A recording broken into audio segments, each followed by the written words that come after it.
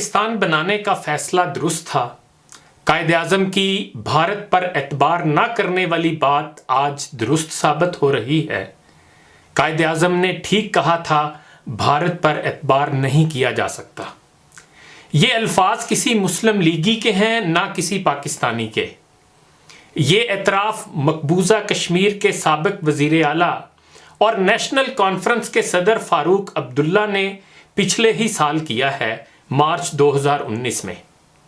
وقت جوں جوں اپنی پرتیں اتارے گا، قائد اعظم کی صداقت کا نقش تاریخ کے صفحے پر زیادہ سے زیادہ گہرا ہوتا جائے گا۔ ممتاز دانشور اظہار الحق صاحب نے عمار بزدار کی کتاب ملزم جناح حاضر ہو پر تبصرے میں لکھا تھا کہ وہ کچھ عرصہ قبل ایک پاکستانی پبلشر کے ہاں بیٹھے تھے تو اس نے بتایا کہ تقسیم ہند سے پہلے جہلم کے پورے بازار میں صرف ایک مسلمان کی دکان تھی۔ گاؤں کے گاؤں ہندو دکانداروں کی تجارت کے تصرف میں تھے۔ ہندوؤں اور سکھوں میں مسلمانوں کی نسبت زیادہ خواندگی تھی۔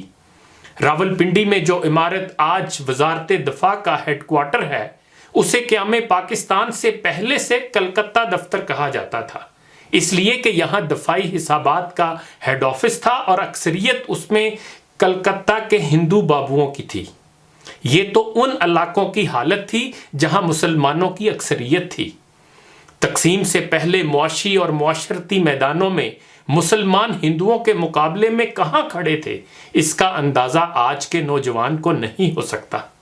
اس کی پیدائش ہی پاکستان میں ہوئی ہے۔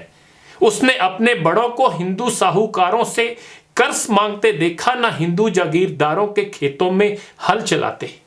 اسے کیا معلوم کہ ایک مسلمان اپنے بچے کو ملازمت دلوانے کے لیے ہندو بابوؤں کے سامنے کیسے اپنی عزت نفس کو تار تار کرتا تھا۔ ہاں، اگر وہ متحدہ عرب امارات جائے تو دیکھے گا کہ کس طرح ہندو دوسرے ہندو کی سرپرستی کر کے مسلمان، خاص طور پر پاکستانی کو نیچا دکھانے کی کوشش کرتا ہے۔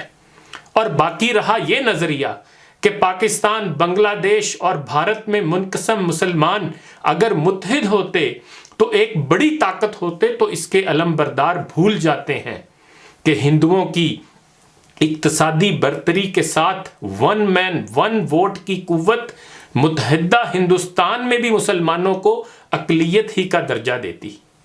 قائد اعظم، دوسرے لفظوں میں پاکستان کی مخالفت آج کے پاکستان میں دو گروہ کر رہے ہیں، اور اتفاق سے دونوں انتہا پسند ہیں۔ ایک وہ جن کا مذہب کے ساتھ کوئی خاص علاقہ نہیں اور متحدہ ہندوستان کے رومان کے اسیر ہیں، ان میں سے اکثر بھارت یاترا کرتے رہتے ہیں۔ یہ اپنی دانست میں بارڈر کی لکیر کو ماننے سے انکاری ہیں۔ دوسرا گروہ اہل مذہب کا ہے، جن کے تعلیمی اداروں میں قائد اعظم کا نام لینا جرم ہے۔ تحریک پاکستان کی تاریخ سے طلبہ کو ہر ممکن حد تک ناواقف رکھا جاتا ہے، اور قائد اعظم کا ذکر کرنا بھی پڑے تو بیگانگی اور اکتاہٹ کے انداز میں جناح صاحب کہہ کر خانہ پوری کر دی جاتی ہے۔ وقت کی غیر جانبدار چکی نے دونوں انتہا پسندوں کے موقف کو پیس کر رکھ دیا ہے۔ پہلے گروہ کو اس وقت شکست کا سامنا کرنا پڑا جب بھارت کی محبت میں گرفتار پاکستانی خواتین کو بھی بھارت نے ویزا دینے سے انکار کر دیا۔ آر ایس ایس کے سیاسی چہرے بی جے پی کو جب سے بھارت میں اقتدار ملا ہے، بارڈر مخالف پاکستانیوں کے لیے مشکل سے مشکل تر ہوتا جا رہا ہے کہ گو ماتا کے نام پر مسلمانوں کے قتل عام پر خاموش رہ سکیں۔ رہا دوسرا مذہبی گروہ تو قدرت کی لاٹھی بے آواز ہے۔ زبان سے مانے یا نہ مانے، مگر نہاں خانہ دل میں جانتے ہیں کہ بھارت میں مدارس کی چھت پر ترنگا لہرانا لازم ٹھہرا ہے۔ 14 اگست، 23 مارچ اور 25 ستمبر کو تعطیل نہ کرنے والے پاکستانی مدارس کو معلوم ہے کہ یو پی کے وزیر اعلیٰ آدتیہ ناتھ نے مدارس کو رکشا بندھن، دیوالی، دسہرہ، کرسمس اور دوسرے تہواروں کے دن مدارس بند کرنے کا حکم دیا ہے اور اسلامی تعلیمات کم کرنے کا کہا ہے۔